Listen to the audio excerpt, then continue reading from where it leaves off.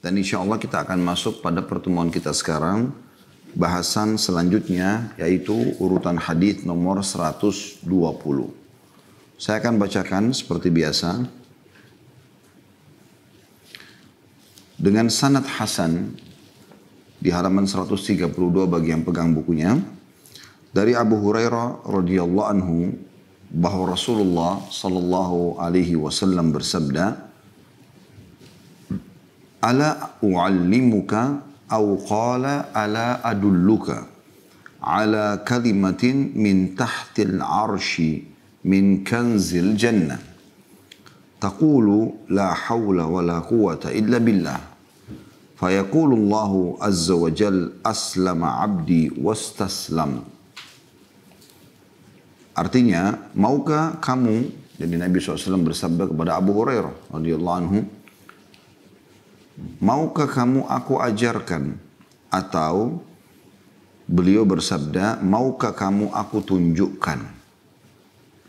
Sebuah ucapan yang berasal dari bawah arsh, yang termasuk perbendaharaan surga. Yaitu kamu mengucapkan, la hawla wa la quwwata illa billah. Tidak ada daya atau tiada daya dan kekuatan kecuali dengan pertolongan Allah. Maka Allah yang maha suci dan maha pemurah berfirman, hambaku telah berserah diri dan tunduk patuh. Hadis diriwayatkan oleh Al-Hakim. Seperti biasa teman-teman sekalian, kita akan bedah lebih dalam hadis ini. Insya Allah dikuatkan dengan beberapa riwayat dan juga amalan-amalan para salafus salih. Kita akan mulai teman-teman sekalian penjelasan daripada hadis ini itu dengan potongan pertama dari hadis ini. Sabda Nabi SAW, ala u'allimuka au qala ala adulluka. Maukah engkau aku ajarkan atau maukah engkau aku tunjukkan? Kata sebagian ulama ini adalah retorika yang sangat menarik dalam penyampaian dakwah. Bagaimana metode yang digunakan Nabi SAW ini menarik perhatian atau jadzbul intibah. Ya, dalam bahasa Arab jadzbul intibah itu memang dia menarik perhatian agar orang yang mau agar orang di depannya itu mau mendengarkan. Karena dikatakan, maukah kau aku ajarkan? Tanda tanya. Dan ini juga, ya, retorika ini mempermudah saudaraku seiman mengetahui apakah orang itu mau belajar atau tidak. Jadi ada dua sisi ya. Satu sisi dia akan membuat orang jadi penasaran dan akhirnya dia mengatakan iya dia mau. Atau dari sisi yang lain kalau orang itu betul-betul memang tidak mau, maka dia bisa langsung merespon mengatakan saya tidak perlu diajarkan misalnya. Nah kalimat ini teman-teman sekalian sekali lagi retorika yang sangat baik yang kita gunakan gitu kan. Jadi kita kalau mau menawarkan sesuatu kepada orang sangat baik kalau kita menggunakannya dengan pertanyaan gitu kan. Jadi kita jangan spontanitas kayak semacam memaksakan, tetapi kita coba menawarkan ya. Kemudian Nabi SAW menjelaskan ala kalimatin min tahtil arsh min kanzil jannah.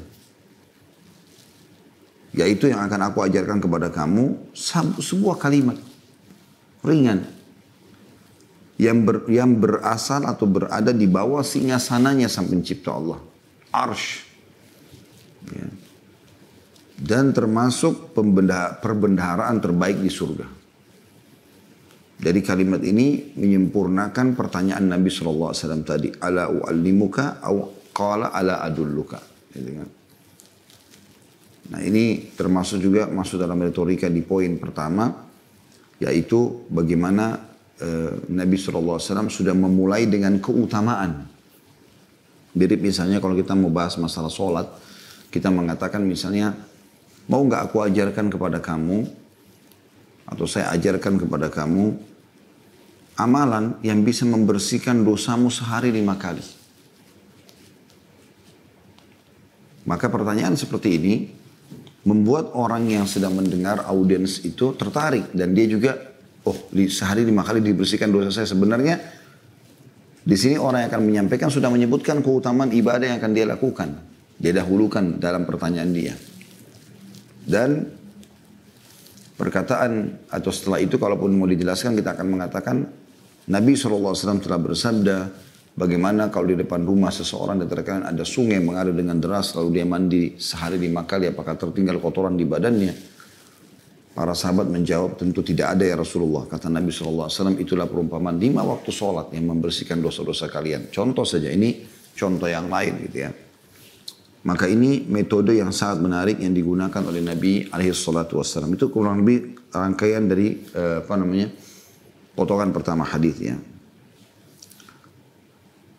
Dan makna daripada dua hal yang digabungkan, tahtal arsh dan kanzul jannah, ini dua hal yang betul-betul kalau orang beriman pasti akan sangat tertarik. Artinya kedudukan kalimat ini sangat tinggi sampai berada di bawah singgasananya Allah.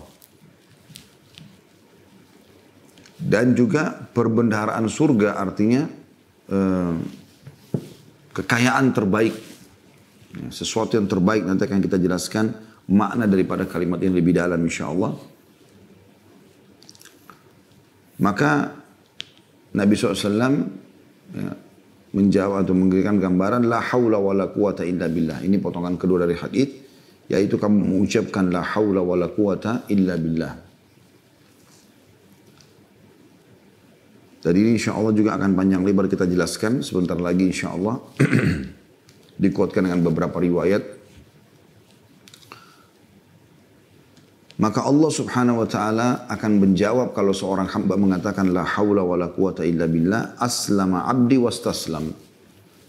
Hambaku telah masuk Islam atau telah menyerahkan diri dan juga tunduk dan patuh.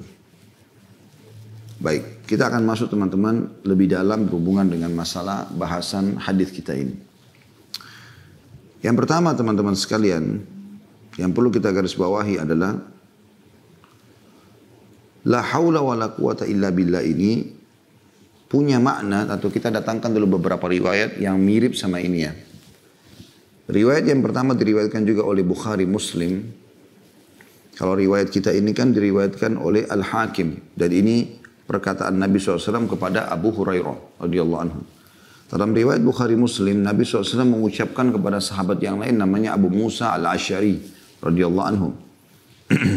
Dalam riwayat Bukhari Muslim disebutkan, riwayat Bukhari nomor 4205 dan Muslim 2704 dari Abu Musa Al-Asy'ari radhiyallahu anhu bahwasanya Nabi SAW bersabda, ala adulluka ala kalimatin min kanzil hiya ala adulluka ala kalimatin hiya kanzun min kunuzil jannah la haula wa la quwata illa billah.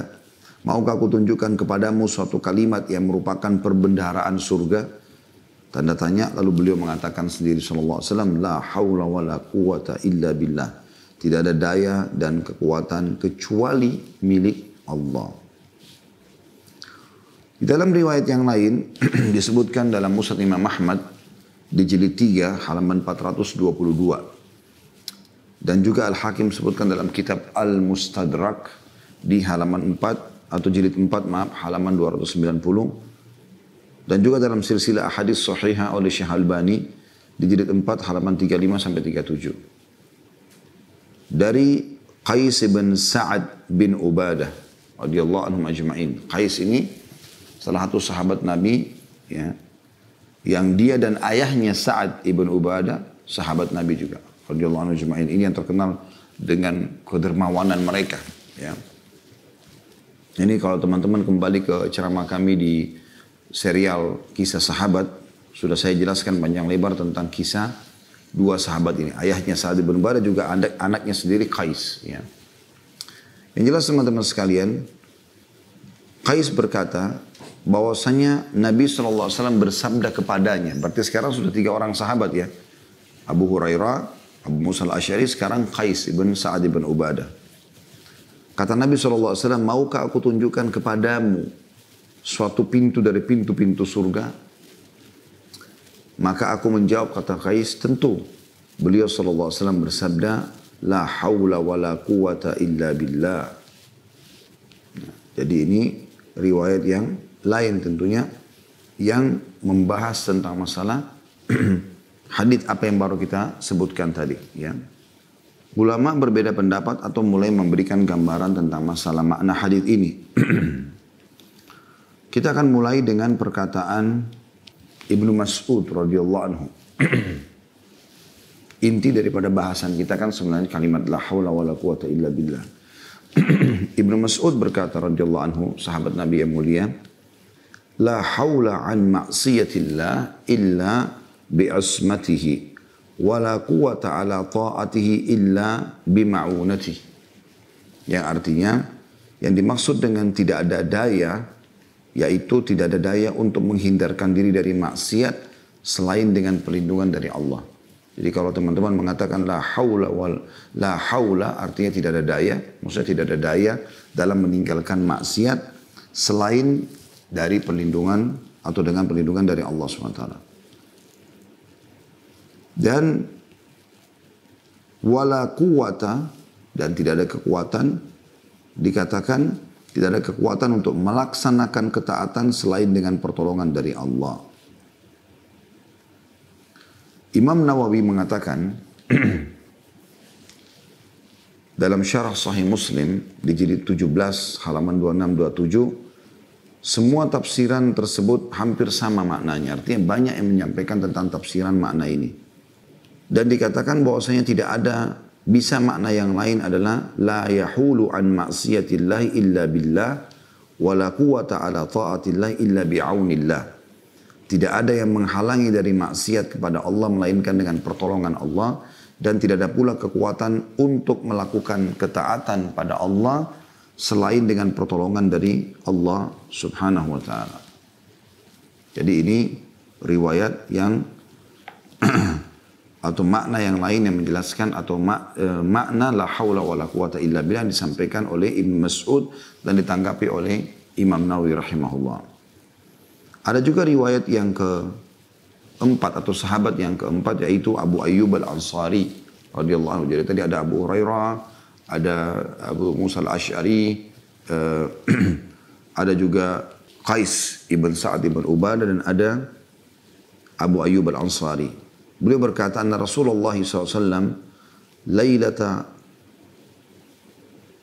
usriya bihi marra ala Ibrahim faqala man ma'aka ya Jibril qala hadha Muhammad faqala lahu Ibrahim mur ummataka falyukthiru min girasil jannah fa inna turbataha tayyibah wa arduha wasi'ah. Qala wa ma girasul jannah? Qala la hawla wa la quwata illa billah. Ketika Rasulullah sallallahu alaihi wasallam diangkat ke langit pada malam Isra dan Mi'raj, beliau melewati Nabi Ibrahim alaihissalam. Lalu Ibrahim alaihissalam bertanya kepada Jibril, siapa yang bersamamu wahai Jibril? Maka Jibril menjawab, ia adalah Muhammad. Maka Ibrahim pun lantas mengatakan kepada Nabi SAW, perintahkan pada umatmu untuk memperbanyak bacaan yang akan menjadi tanaman di surga. Debunya itu bersih dan tanamannya pun luas. Lalu Ibrahim ditanya, apa bacaan yang dimaksudkan dengan girasul jannah? Tanaman surga nanti itu. Jadi kayak bibit-bibit tanaman yang banyak. Maka kata Ibrahim alaihissalam, kalimat la haula wa la quwata illa billah. Riwayat Ahmad jilid 5 halaman 418 ya. Dari apa yang dijelaskan tadi teman-teman sekalian, kita lihat bahwasanya makna la haula wa la quwata illa billah ini sangat luas. Bukan hanya sekedar apa yang kita bayangkan. Misal seseorang di antara kita membayangkan la haula wa la quwata illa billah itu adalah sebuah zikir yang mudah untuk diucapkan dan seperti maknanya tidak terlalu dalam. Padahal sebenarnya la haula wa la quwata illa billah ini maknanya sangat dalam. Syekh Abdul Razak Al-Badr hafizahullah, salah satu guru kami dan juga beliau mengajar di Masjid Nabawi, semoga Allah selalu jaga beliau, pernah membahas tentang hauqalah. Ini kalimat ringkasan dari kalimat la haula wa la quwata illa billah. Maknanya adalah tidak ada daya untuk berpindah dari satu keadaan kepada keadaan yang lain. Dan tidak ada kekuatan untuk mengerjakan perintah kecuali dengan pertolongan, taufik dan petunjuk dari Allah subhanahu wa ta'ala. Jadi dari sini teman-teman kita bisa lihat bagaimana maknanya sangat dalam. Dan perlu saya rincikan sedikit tentang masalah ini. La haula artinya tidak ada daya untuk meninggalkan dosa tadi. Sebagaimana Imam Nawawi rahimahullah katakan kecuali dengan pertolongan Allah. Karena memang teman-teman kalau godaan dosa sudah datang, kita akan sulit sekali meninggalkannya.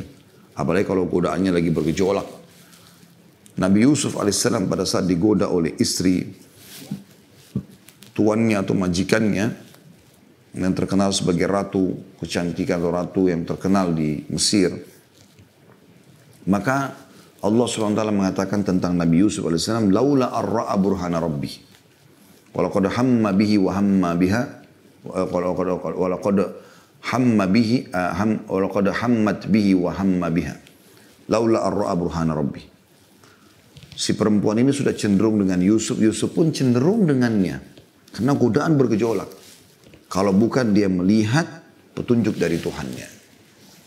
Jadi memang untuk menyelamatkan diri-diri kita ya, dari kemaksiatan, maka kita harus minta pertolongan kepada Allah SWT. Kapan godaan sedang datang, segera berlindung kepada Allah SWT. Godaan untuk berbohong, godaan untuk berzina, godaan untuk riba, godaan untuk menipu, godaan untuk membunuh, godaan untuk apa saja. Kapan kita sudah terfikir untuk melakukan itu, segera minta tolong kepada Allah SWT. Anda bisa berlindung kepada Allah, ya Allah lindungi saya dari perbuatan buruk ini misalnya. Tapi kalau Anda mau meringkas itu, Anda cukup mengucapkan la haula wa la quwata illa billah. Ya. Insya Allah dengan mengucapkan kalimat ini, sebagaimana sudah ada dijelaskan tadi, dia adalah ya, penyelamat langsung dari Allah Subhanahu Wa Taala dari maksiat. Jadi bisa saja kita memiliki tameng dari maksiat tersebut atau memang kita tiba-tiba membencinya. Dan lanjutan wala quwata dan tidak ada kekuatan. Di sini tadi maknanya kata Imam Nawawi rahimahullah adalah dalam mengerjakan ketaatan.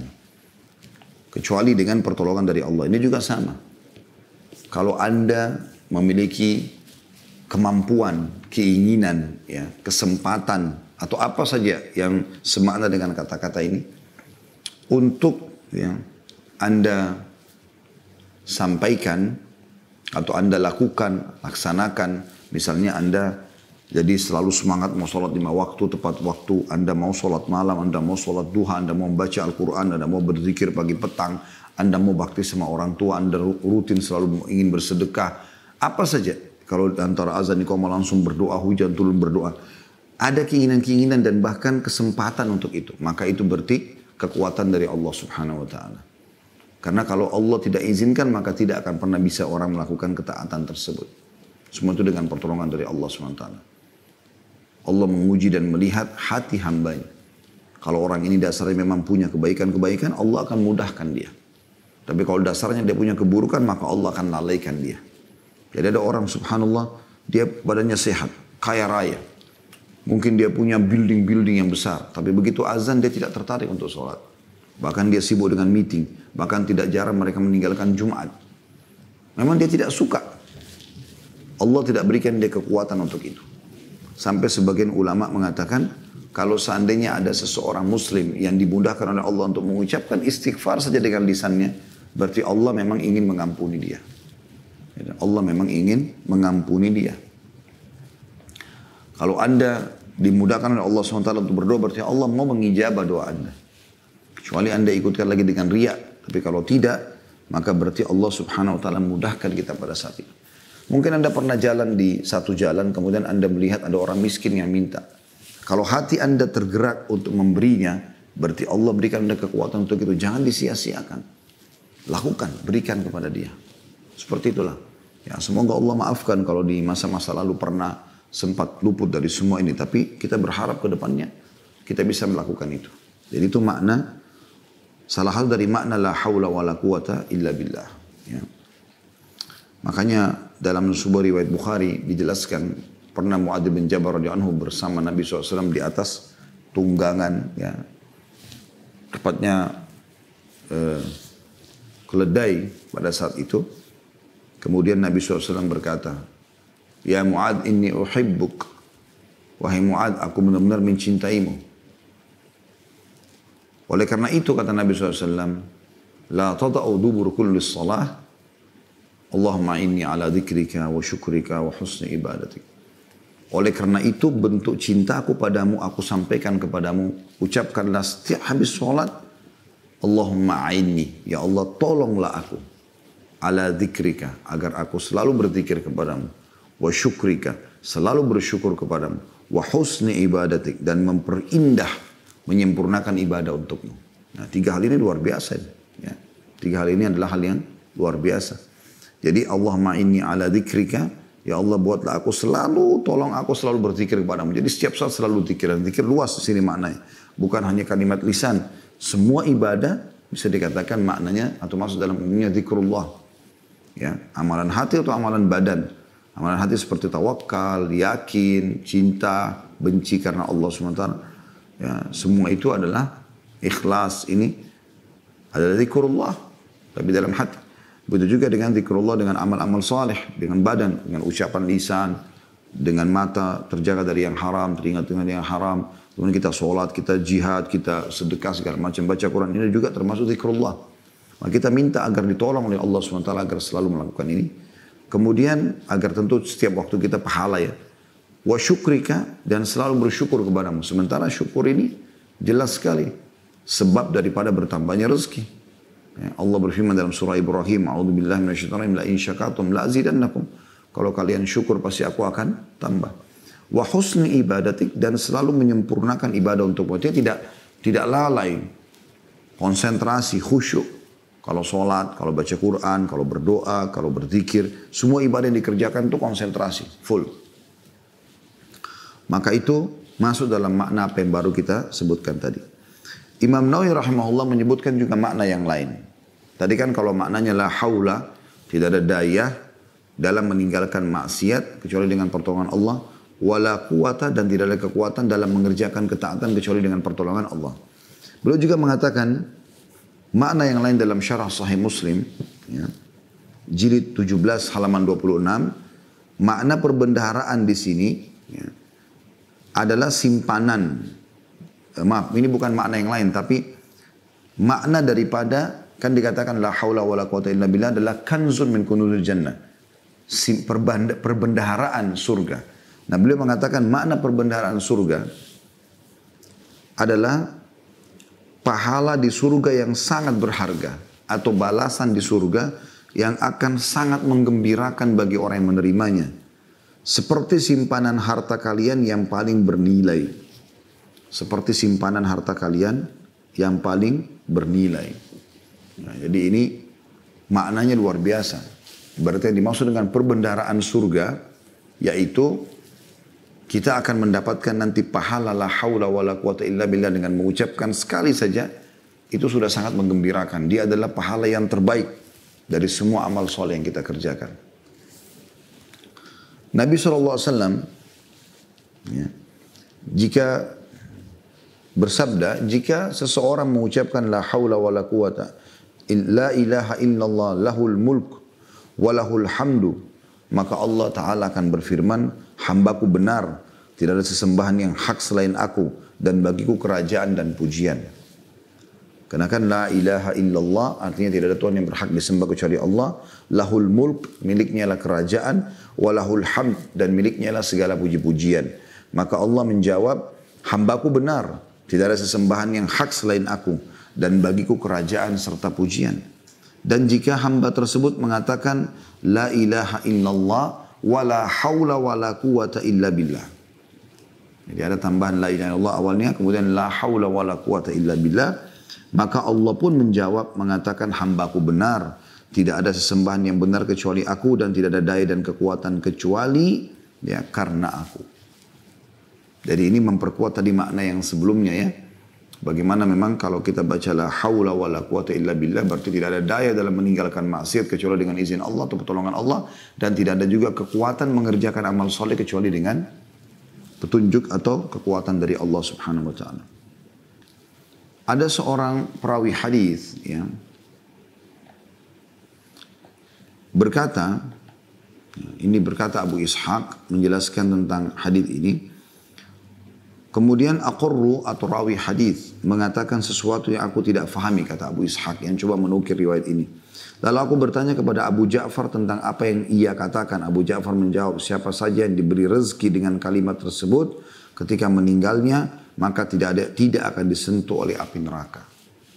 Artinya kalau dia mengucapkan kalimat ini, ya, kalau dia mengucapkan kalimat la haula wala quwata illa billah, kemudian dia meninggal, maka dalam hadis riwayat Ibnu Majah nomor 3794, Tirmidzi 3430, Al-Hakim jilid 1 halaman 5 dan disahihkan oleh Albani dalam silsilah hadis sahih nomor 1390, kalau dia mengucapkan kalimat ini dan dia meninggal, maka tidak akan disentuh api neraka.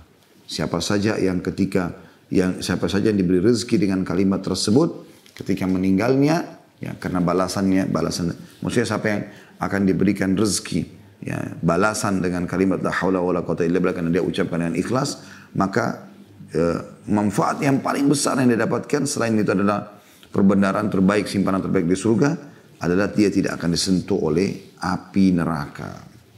Api neraka. Zikir ini teman-teman sekalian diucapkan kapan saja, di waktu dan tempat, tidak diikat dengan waktu tertentu ya. Bisa Anda ucapkan di setiap kali Anda membutuhkannya. Dan ini adalah kalimat agung dalam isti'anah, meminta pertolongan kepada Allah Subhanahu wa taala. Dan sekaligus juga ada kalimat istirja, yaitu kalimat yang minta, ya, kembali atau meyakini kembali kita hanya kepada Allah Subhanahu wa taala. Kemudian teman-teman sekalian, ada kisah seorang sahabat yang berhubungan dengan masalah ini. Sahabat ini kebetulan anaknya pergi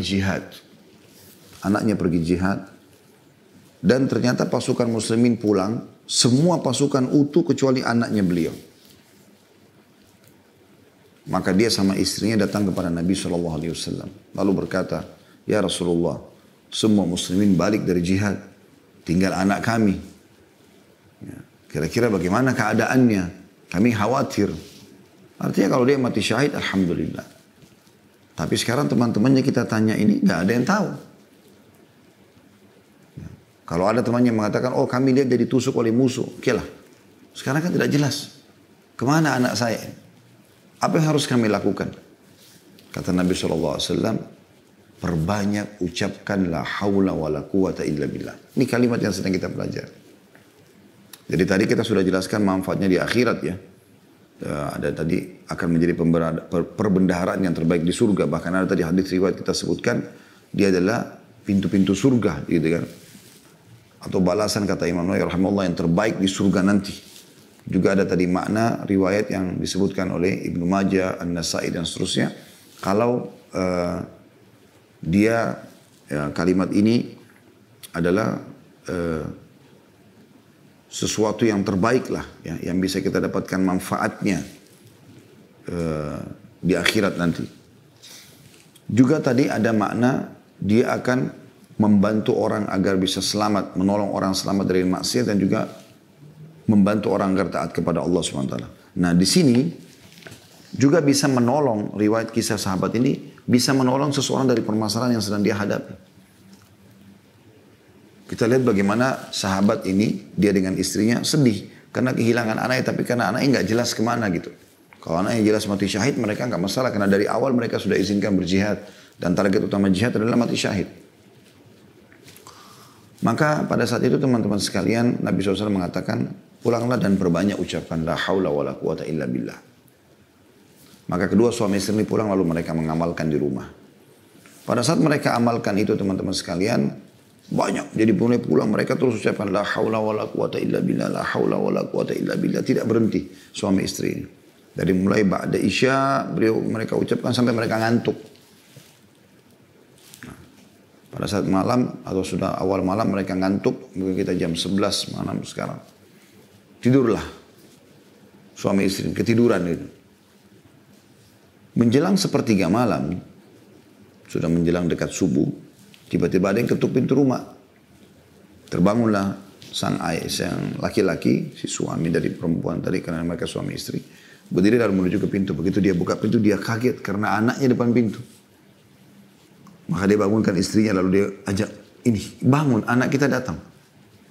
Begitu ketemu sama anaknya, lalu mereka berdua berkata, ceritakan anakku, apa yang sedang terjadi? Maka anak itu mengatakan, sungguh wahai ayah dan ibu, aku ditawan oleh musuh. Dan tanganku serta kakiku dibelenggu, dirantai.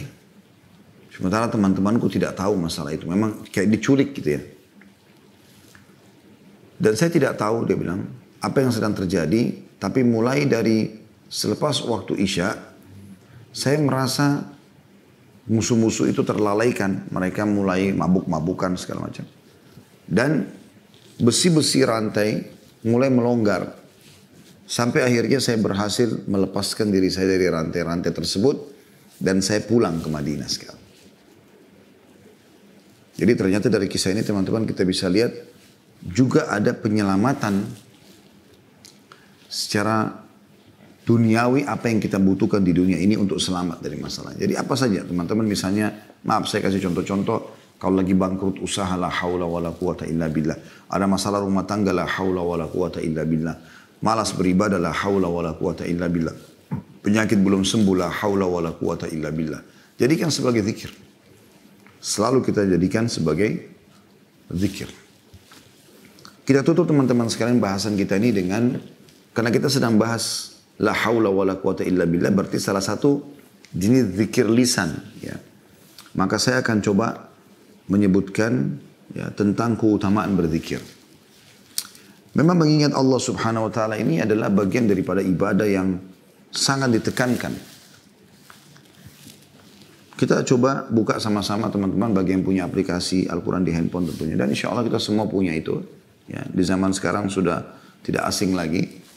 Dalam surah Al-Baqarah ayat 152. Allah subhanahu wa ta'ala berfirman. A'udhu billahi minasyaitonir rajim. Fadhkuruni adhkurkum washkuruni wala takfurun. Maka ingatlah kamu kepadaku. Selalu ingat. Selalu zikir. Niscaya kata Allah, aku ingat pula kepadamu.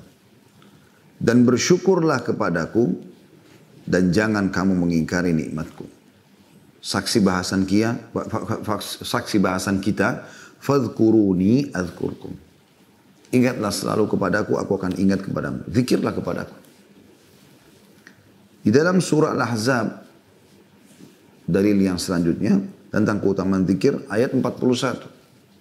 Allah subhanahu wa ta'ala berfirman, sekali lagi Al-Ahzab, ini surah nomor 33 ya, ayat 41. A'udhu billahi minasyaitonir rajim, ya ayyuhalladzina amanu dzkurullaha dzikran katsira. Artinya, hai orang beriman, berzikirlah dengan mengingat dan menyebut Allah dengan zikir yang sebanyak-banyaknya. Selalu, tidak pernah berhenti. Kita lihat tadi bagaimana pelajaran sahabat yang anaknya hilang tadi. Dia zikir tanpa lagi melihat jumlahnya. Langsung berzikir terus kepada Allah subhanahu wa ta'ala. Akhirnya Allah berikan itu. Ada juga sebuah kisah yang lain. Ya. Pernah ada seseorang bertengkar dengan istrinya. Dalam kisah ini saya nukil dari sebuah, atau saya dapatkan dari sebuah buku ya. Buku ini juga sudah terimakan dalam bahasa Indonesia tentang masalah kisah orang-orang saleh gitu ya. Tentang manfaat beristighfar. Ini tidak asing lagi kisah ini tentunya. Yang jelas dia bertengkar dengan istrinya. Setelah dia bertengkar sama istrinya dan dia bilang malam itu bertengkar sudah besar-besaran sampai pada tingkat ya udah dua-duanya mau cerai. Dia bilang istri saya sudah bungkus pakainya, sudah bisa ditahan lagi, saya pun juga sudah emosi, maka saya keluar dari rumah. Di tengah malam. Dia bilang, saya pun waktu keluar rumah tidak tahu mau kemana. Lalu saya lihat ada masjid dekat rumah. Tidak ada tempat yang lebih tenang daripada masjid. Saya masuk ke sana, saya wudhu, lalu saya sholat malam. Berapa rakaat saya sholat, tiba-tiba sudah azan subuh. Saya ikut sholat berjamaah. Setelah sholat subuh berjamaah di masjid, dia bilang, saya berpikir kalau saya pulang rumah juga, istri saya sudah pergi. Kalaupun masih ada mungkin bisa ribut lagi. Lebih baik saya duduk sampai waktu syuruk. Waktu terbit matahari. Lalu dia bilang, selama waktu syuruk, setelah selesai zikir pagi petang, saya terus beristighfar kepada Allah. Setelah zikir pagi, saya terus istighfar kepada Allah. Terus astagfirullah wa atubu ilaih, tidak berhenti. Sampai tiba waktu syuruk, ya. Maka kemudian saya pun sholat 2 rakaat, lalu saya pulang ke rumah. Dengan berpikir nanti kalau saya pulang ke rumah, saya pasti akan mandi, persiapan untuk kerja dan segala macam, dan saya akan cari istri saya nanti kalau dia sudah keluar pun. Tapi dia bilang, subhanallah, begitu saya tiba di dalam rumah, begitu saya buka, rumah wangi, di atas meja makan sudah ada sarapan, gitu kan.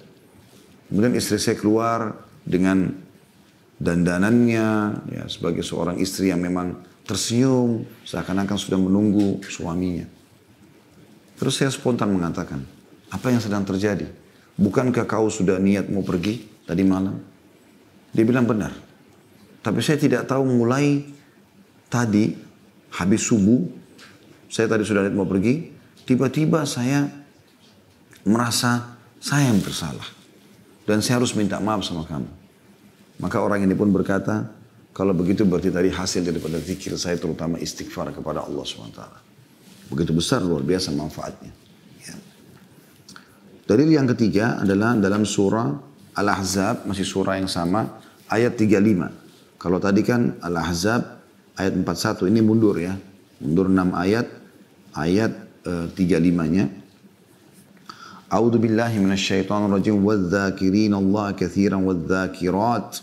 Saya ulangi, wadz-dzakirina Allah katsiran wadz-dzakirati 'addallahu lahum maghfiratan wa ajran 'azima. Artinya, laki-laki dan perempuan yang banyak berzikir, mengingat dan menyebut Allah, Allah telah menyediakan untuk mereka ampunan dan pahala yang besar. Jadi ternyata zikrullah, baik itu la haula wala quwata illa billah atau yang lainnya. Tentu la haula wala quwata illa billah lebih khusus kita bahas pada kesempatan ini ya. Karena dia perbendaharaan surga dan sudah kita jelaskan tadi maknanya, bagaimana dalamnya ulama menjelaskan makna-makna tadi la haula wala quwata illa billah. Ternyata zikir yang lain pun banyak. Astagfirullah wa atubu ilaih, baca salawat pada Nabi SAW, baca subhanallah, walhamdulillah, wa la ilaha illallah, Allahu akbar, ada subhanallah wa bihamdi, subhanallahil azim. Banyak zikir-zikir yang kita bisa baca. Laki-laki dan perempuan yang banyak berzikir kepada Allah, menyebut ya, dan mengingat Allah, Allah menyediakan untuk mereka ampunan, menjadi penyebab bersihnya dosa. Dan pahala yang besar, balasan yang besar. Sudah dibersihkan dosa-dosanya, dapat juga pahala yang besar. Kemudian dalam surah Al-A'raf, ini dalil yang kelima. Maaf, dalil yang keempat ya. Tentang keutamaan zikir. Dan ini dalam surah ini, surah Al-A'raf. Ayat 205. Allah subhanahu wa ta'ala menyebutkan sini tentang adab dan tata keramanya berzikir. Dan ini perlu digarisbawahi karena ada orang suka berzikir tapi dia tidak mengenal dan tidak menerapkan adab dan tata keramanya. Perhatikan Allah mengatakan dalam surah Al-A'raf ayat 205, A'udzu billahi minasyaitonir rajim, wadhkur rabbaka fi nafsika. Syaratnya tadarruan wa khifatan wa dunal jahri minal qawli bil gudwi wal asali wa la takum minal ghafilin. Jadi ada 3 syarat di sini ya. Tadarruan, khifa wa dunal jahri minal qawl. Saya terjemahkan. Dan sebutlah nama Rabbmu dalam hatimu dengan merendahkan diri. Ini tadarruan. Merendah diri. Ya. Betul-betul merasa yang sedang kita sebutkan ini adalah zat yang maha kuasa. Pencipta langit dan bumi. Meresapi dan merenungi kebesaran Allah subhanahu wa ta'ala. Kemudian yang kedua, khifah. Diikuti rasa takut tentang azabnya Allah. Takut kalau meninggal tidak sempat memperbanyak amal saleh. Belum sempat memohon ampun. Dosa-dosa belum dimaafkan oleh Allah. Dan yang ketiga ini yang pentingnya. Tidak kalah penting maksud saya. Dan tidak mengeraskan suara. Tidak teriak-teriak. Ini sekali lagi dilihat dalam surah Al-A'raf 205. Nah yang saya ingin titik beratkan sebenarnya adalah syarat yang ketiga tadi. Merendahkan diri sudah banyak orang tahu. Khusyuk dan segala macam. Takut akan siksa Allah. Orang umumnya berzikir berdoa karena takut pada siksa Allah SWT. Tapi yang ketiga ini. Dan tidak mengeraskan suara. Ini yang masih banyak dilanggar oleh kaum muslimin. Sampai pernah Ya. Maaf saya lanjutkan terjemahan ayat dulu. Di waktu pagi dan petang dan janganlah kamu termasuk orang-orang yang lalai. Pernah waktu Nabi SAW pulang dari salah satu perjalanan bersama para sahabat, maka beliau SAW mengingatkan, kalau kalian sedang menukik, bertakbirlah. Bilang Allahu Akbar, Allahu Akbar. Gitu kan. Jadi kayak kita lagi pesawat take off, ya, atau kita lagi naik mobil atau apalah kendaraan kita, motor misalnya, agak menukik, kita disunahkan bertakbir. Dan kalau kalian sedang turun, kayak pesawat lagi landing dan seterusnya, atau contoh-contoh yang lain, mobil lagi turun, ya, dan segala macam, melewati lembah, bertasbihlah, bilanglah subhanallah. Maka ada satu sahabat, dia waktu tangkap ini, dia karena semangatnya, pas kudanya lagi, mereka lagi lewat di gurun pasir, ada kayak menukik sedikit ya. Begitu menukik dia teriak, Allahu Akbar, dengan suara keras. Maka Nabi SAW dengar. Nabi panggil, lalu Nabi mengatakan, kecilkan suara. Karena yang sedang kau panggil, Allah Azza wa Jal, tidak tuli. Jadi sini kan berhubungan sekali dengan relevansinya dengan ayat sangat luar biasa. Jangan mengeraskan suara. Boleh sebatas kita dengar misalnya gitu ya. Begitu juga dengan pada saat pasukan Nabi SAW tiba di Khaybar. Khaybar, benteng Yahudi di Khaybar. Ya. Di sekitar kurang lebih 173 atau 75 kilo dari Madinah. Ya, seingat saya itu. Kami pernah dulu bawa jemaah umroh ke sana. Dan saya ceramahkan tentang perang Khaybar di tengah-tengah benteng mereka. Hanya sementara pemerintah Saudi masih tutup. Itu terakhir kami waktu ke sana. Setelah itu kami mau datang lagi, memang masih ditutup sementara, ada renovasi mungkin. Dan akan dibuka, insya Allah nanti ke depannya mungkin selama sekarang setelah pandemi, akan dibuka nanti jalan menuju ke sana gitu. Ya. Yang jelas teman-teman, satu waktu kalau Anda mampu ke Khaybar, ada kesempatan bagus apalagi mengenang atau mendengarkan ceritanya. Kalau Anda mau dengarkan tanpa ke lokasi pun, Anda bisa dengarkan di kajian kami di YouTube, ada di Sirah Nabawi tentang perang Khaybar. Yang jelas teman-teman sekalian, waktu tiba di Khaybar, pasukan muslimin kurang lebih 1.400 orang. Di situ ada, kalau tidak salah, sekitar 9 benteng Yahudi. Di setiap benteng itu ada 1.000 pasukan. Mereka besar sekali sebenarnya. Tetapi Nabi SAW sudah menjanjikan kepada para sahabat kalau mereka akan menang. Nah pada saat itu, para sahabat melihat, waktu masuk, dilihat oleh orang-orang Yahudi, mereka pada berlarian. Mereka sudah dengar kalau pasukan muslimin keluar dari Madinah. Tapi memang mereka niat mau bertahan di benteng mereka. Waktu mereka berlarian, para sahabat gembira melihat, sudah sampai di Khaybar. Orang-orang Yahudi pada lari ketakutan. Allahu Akbar, teriak dengan suara keras. Maka Nabi SAW ingatkan juga pada saat itu. Jangan keraskan suara kalian. Karena yang sedang kalian panggil, Allah tidak tuli. Dan ingatlah kata Nabi SAW, jangan kalian berharap bertemu musuh. Berharap musuh lihat kalian, mereka takut. Tapi kalau kalian bertemu musuh, maka kokohkan kaki-kaki kalian. Dan ini penting sekali untuk digaris bawah ya. Kita masuk selanjutnya ke hadis-hadis Nabi SAW. Di antaranya adalah hadis riwayat Bukhari di jilid 11 halaman 208. Rasulullah SAW bersabda, "Mathalul ladzi yadhkuru rabbahu wal ladzi la yadhkuru rabbahu, mathalul hayyi wal mayyit." Perumpamaan orang yang berzikir, mengingat dan menyebut Rabbnya, dibandingkan dengan orang yang tidak berzikir, mengingat dan menyebut Rabbnya, adalah seperti orang yang hidup dibandingkan dengan orang yang mati. Kita lihat bagaimana orang hidup bisa beraktivitas, bisa melihat, bisa mendengar, bisa segala macam. Dan bagaimana juga orang-orang yang mati sudah tidak bisa berbuat apa-apa. Bahkan tidak bisa membela dirinya sendiri. Perumpamaan orang yang berzikir sama tidak berzikir seperti itu, orang hidup dan orang mati.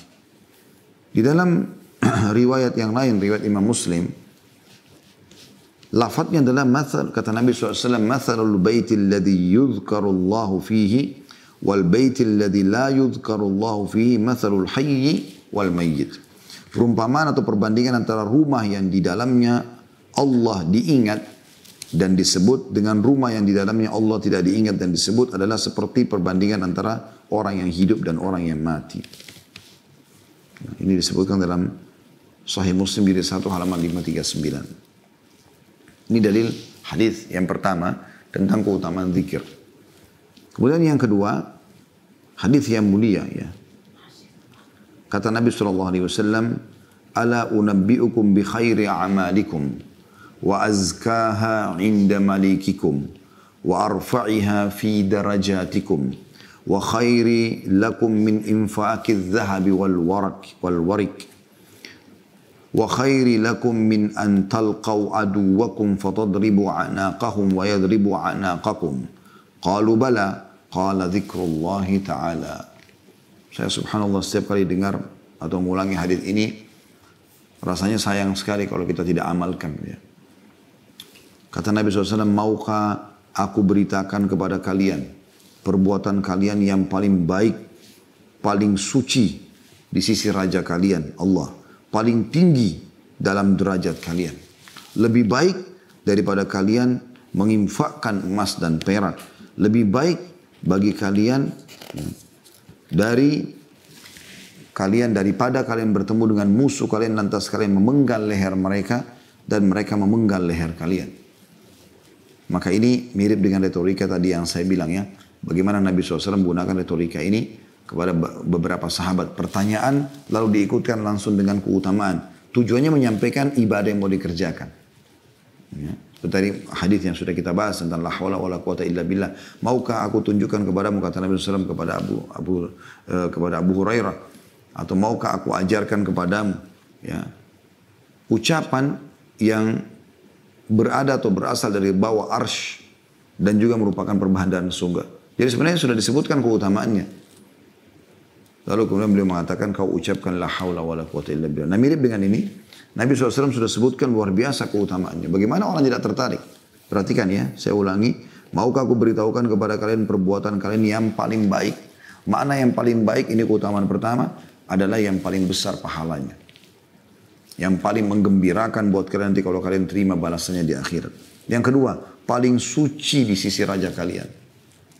Paling bersih, ya, paling disukai. Yang ketiga, paling tinggi dalam derajat kalian. Paling mudah mengangkat derajat kalian di surga. Tinggi sekali. Yang keempat, lebih baik bagi kalian daripada menginfakkan emas dan perak. Anda bayangkan kalau Anda keluarkan emas, Anda keluarkan perak. Ya, bagaimana keutamaannya luar biasa gitu. Makanya lebih baik lagi. Yang kelima, lebih baik daripada kalian bertemu dengan musuh kalian lantas kalian memenggal leher mereka. Karena ada hadis yang menjelaskan kalau orang muslim membunuh orang kafir di medan perang tentunya. Kita bicara kalau terjadi peperangan ya. Maka dia tidak akan bergabung sama si kafir di neraka. Artinya ada jaminan bagi si muslim masuk surga. Dan daripada mereka memenggal leher kalian. Lebih baik daripada mati syahid. Leher kita pun dipenggal. Ini luar biasa ini. Ya. Keutamaan yang luar biasa. Para sahabat dengan semangat menjawab, tentu wahai Rasulullah. Apa jawaban Nabi SAW? Satu kalimat ringkas. Beliau bersabda, berzikir kepada Allah subhanahu wa ta'ala. Berzikir maknanya mengingat dan menyebut Allah ta'ala. Hadis riwayatkan Tirmidzi jilid 5 halaman 459, Ibnu Majah jilid 2 halaman 1245, dan juga disahihkan oleh Albani dalam Sahih Tirmidzi jilid 3 halaman 139 dan Sahih Ibnu Majah jilid 2 halaman 316. Ini luar biasa. Keutamaan yang luar biasa dari zikrullah. Hadis selanjutnya adalah sabda Nabi SAW. Ya, ini riwayat yang ketiga ya. Dari hadis yang kita sampaikan tentang keutamaan zikir. Yaitu sabda Rasulullah SAW dalam hadis Qudsi. Yaqulullahu ta'ala, ana inda dhanni abdi bi, wa ana ma'ahu idha dhakarani. Fa in dhakarani fi nafsihi, dhakartuhu fi nafsi. Wa in dhakarani fi mala'in, dhakartuhu fi mala'in khairin minhum. Wa in taqarraba ilayya shibran taqarrabtu ilayhi dhira'an wa in taqarraba ilayya dhira'an taqarrabtu ilayhi ba'an wa in atani yamshi ataitu harwalah. Allah Ta'ala berfirman, aku bertindak menurut prasangka hambaku kepadaku. Kalau kita sangka baik sama Allah, Allah kasih sesuai dengan prasangka baik. Kita sangka buruk, kita akan diberikan sesuai dengan prasangka kita. Dan aku, kata Allah, bersamanya bila dia berzikir atau mengingat dan menyebutku. Selalu membantunya, memenuhi kebutuhannya, menolongnya. Jika dia mengingatku dalam dirinya, sendirian saja, maka aku mengingatnya dalam diriku.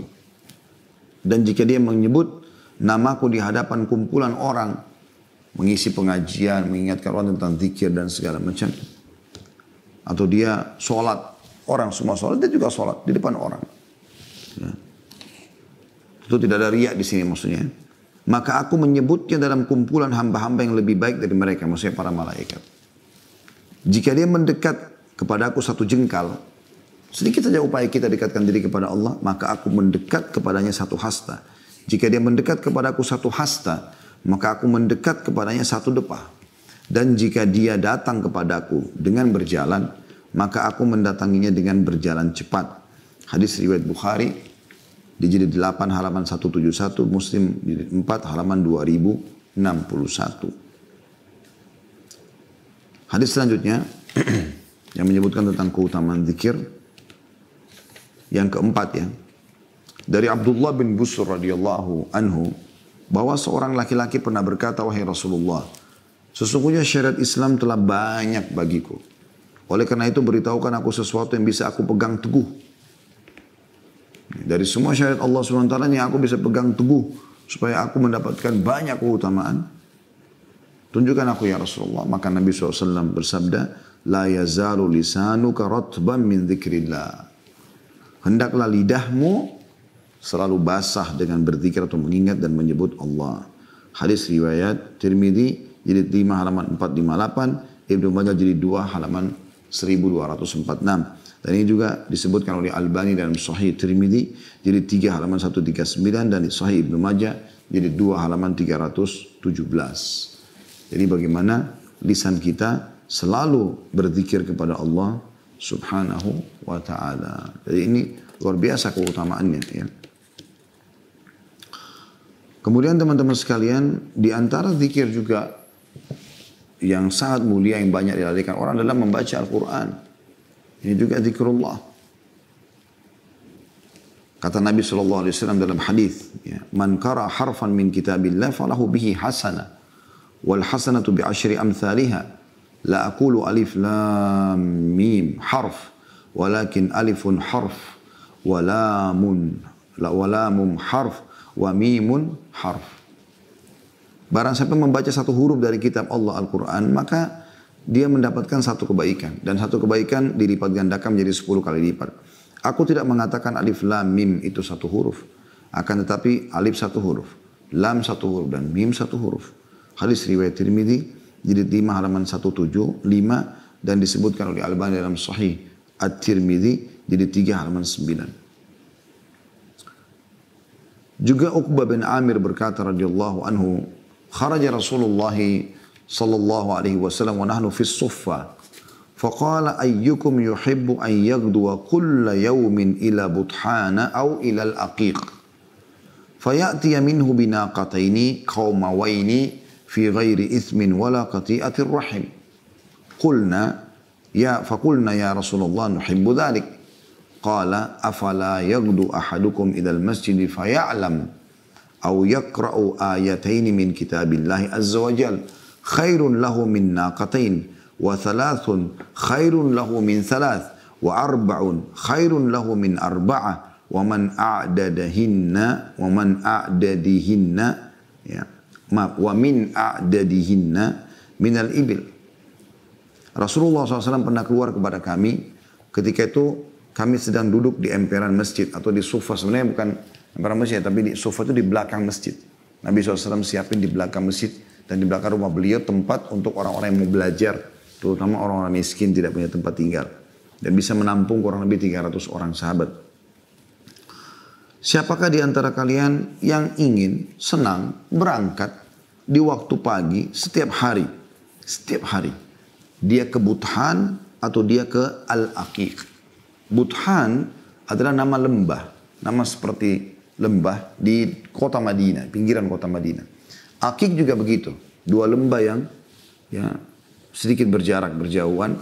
Nah, dua lembah ini teman-teman sekalian, di situ sering kali lewat unta-unta liar, tidak ada pemiliknya. Unta yang berkembang biak liar. Ya. Maka Nabi SAW mengatakan, siapa di antara kalian yang mau, yang suka, tiap pagi, tiap hari dia pergi ke Buthan atau dia ke Aqiq, kedua lembah ini, lalu kembali dengan membawa 2 ekor unta, yang keduanya memiliki punuk besar, maksudnya unta sudah mahal harganya, sudah besar, sudah dewasa, tanpa mengerjakan dosa, bukan hasil curian, dan tanpa memutuskan tali silaturahim, bukan punya kerabatnya yang diambil. Kami berkata, kata para sahabat, dan ini retorika sama lagi, Nabi SAW gunakan bertanya, menyebutkan keutamaannya, baru kemudian menyebutkan tujuan, target, pekerjaan atau perbuatan yang harus dikerjakan. Kami berkata, wahai Rasulullah, kami suka itu. Maka Nabi SAW bersabda, maka mengapa seseorang di antara kalian tidak berangkat ke masjid, lalu memahami atau membaca 2 ayat saja dari kitab Allah Azza wa Jalla, Al-Quran. Misalnya Alif Lam Mim, dzalikal kitabul la raiba fihi hudan lil muttaqin. 2 ayat dari awal Al-Baqarah. Alhamdulillah rabbil alamin arrahmanir rahim misalnya. 2 ayat dari Al-Fatihah misalnya. Qul huwallahu ahad, Allahus samad. 2 ayat dari surah Ikhlas. Qul a'udzu birabbil falaq, ya. Min syarri ma khalaq. 2 ayat dari surah Al-Falaq. Qul rabbin nas, malikin nas. 2 ayat dari surah An-Nas. Ya. Maka itu lebih baik daripada 2 ekor unta besar tadi. Artinya akan dia dapatkan balasannya lebih gembira daripada dia dapat unta gratis. Nanti kalau dia terima balasannya pada hari kiamat, dia akan lebih gembira daripada dia pergi ke lembah, dapat tiba-tiba unta, tidak ada pemiliknya, lalu dia bisa jual dengan harga yang mahal. Dan 3 ayat kalau dia tambah lagi, 1 ayat dari 3 ayat, lebih baik daripada 3 ekor unta. 4 ayat lebih baik daripada 4 ekor unta. Dan demikian seterusnya. Ya. Dari bilangan-bilangan dihitung dan dibandingkan dengan unta itu. Hadis ini sahih riwayat Muslim jilid 1 halaman 553. Di dalam hadis selanjutnya kita akan tutup dengan 3 buah hadis insyaallah dan kita akan buka pertanyaan setelah itu. Rasulullah SAW bersabda, "Man qa'ada maq'adan lam yadhkurillaha fihi kanat alaihi minallahi tirah. Wa man ittaja'a madja'an la yadhkurullaha fihi kanat alaihi minallahi tirah." Barang siapa yang duduk di satu tempat lalu tidak berzikir atau mengingat dan menyebut Allah di dalamnya, angin kosong, ya, apalagi maksiat, maka itu akan menjadi kekurangan dan penyesalan atasnya pada hari dari Allah. Ada hukumannya. Dan barang siapa yang berbaring di satu tempat lalu tidak berzikir atau mengingat dan menyebut Allah, maka itu akan menjadi kekurangan atau penyesalan atasnya dari Allah yang akan datang. Maksudnya akan datang hukuman untuknya. Hadis ini riwayat Abu Daud jilid 4 halaman 264 dan disebutkan dalam Sahih Al-Jami' jilid 5 halaman 342. 2 hadis yang terakhir adalah sabda Rasulullah SAW, "Ma jalasa qaumun majlisan lam yadhkurullaha fihi wa lam yusallu ala nabiyihim illa kana alaihim tira fa in syaa'a adzabahum wa in syaa'a ghafara lahum."